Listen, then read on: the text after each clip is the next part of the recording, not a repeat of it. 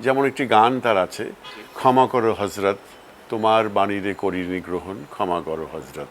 তুমি বলো নাই মন্দির ভেঙে দিতে, তুমি বলো নাই গির্জা ভাঙতে, তুমি তোমার বাড়িতে ভিন্ন ধর্মের মানুষকে তুমি অতিথি হিসাবে ডেকে এনেছো, তাদেরকে আপ্যায়ন করেছো।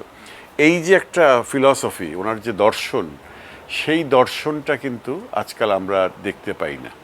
সেই জন্য আমি মনে করি কাজী নজরুল ইসলামের গান উনি যা লিখে গেছেন সবটার মধ্যেই কিন্তু তিনি এই কথাগুলো তারা আছে। ওনার জীবনের শেষ যে বক্তৃতা ছিল সেখানে কিন্তু উনি বলে গেছেন যে ভালোবাসা পেতে এসেছিলাম, ভালোবাসা দিতে এসেছিলাম। তো এই জিনিসগুলো যখন আমরা ভাবি তখন আমি মনে করি কাজী নজরুল ইসলাম সর্বসময়ের জন্য উনি প্রাসঙ্গিক।